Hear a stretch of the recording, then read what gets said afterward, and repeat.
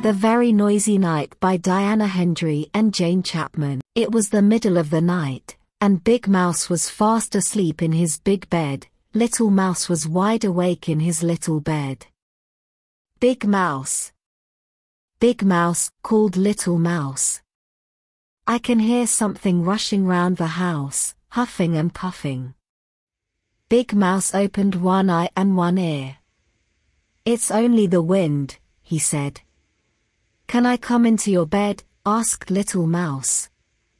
No, said Big Mouse. There isn't room. And he turned over and went back to sleep. Little Mouse lay listening to the wind. Then, suddenly, between a huff and a puff, came a tap tap tap tap.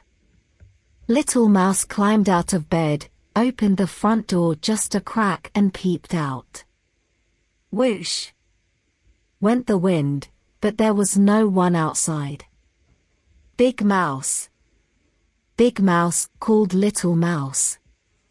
I can hear someone tapping. Perhaps there's a burglar on the roof.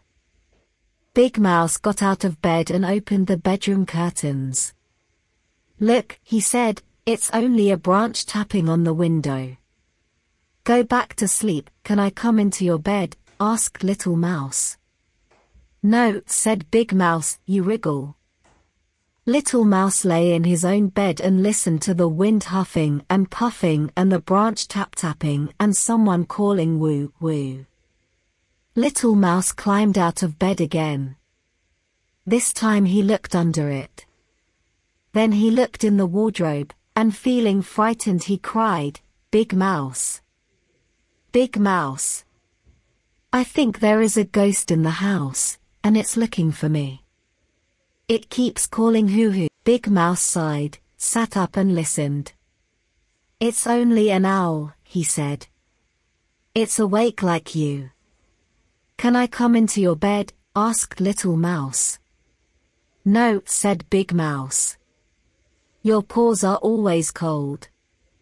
And Big Mouse pulled the blanket over his head and went back to sleep. Little Mouse got back into his own bed and he lay and listened to the wind huffing and puffing, the branch tap-tapping and the owl hooting. But SSSH.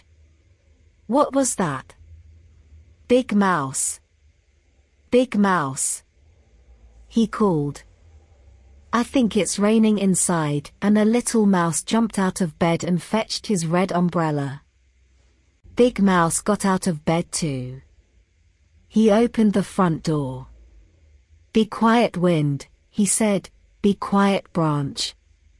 Be quiet, owl, but they look no notice. Then, Big Mouse went into the kitchen, turned off the dripping tap and put away the umbrella. Can I come into your bed? Asked Little Mouse. No, you are nice and snug in your own bed, said Big Mouse, taking him back to the bedroom. Little Mouse lay and listened to the wind huffing and puffing, the branch tap-tapping, and the owl hooting. And just as he was beginning to feel very sleepy indeed, he heard, wee, wee, wee. Big Mouse, he called. You are snoring. Wearily Big Mouse got up. He put his earmuffs on Little Mouse's ears. He put a paper clip on his own nose, and he went back to bed. Little Mouse lay and listened to nothing. It was very, very, very quiet. He couldn't hear the wind huffing or the branch tapping or the owl hooting or the Big Mouse snoring.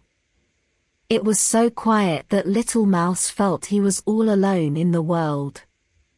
He took off the earmuffs. He got out of bed and pulled the paper clip off Big Mouse's nose. Big Mouse, he cried, I am lonely.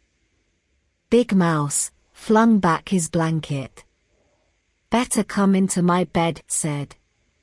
So Little Mouse hopped in and his paws were cold, and he needed just a little wriggle before he fell fast asleep.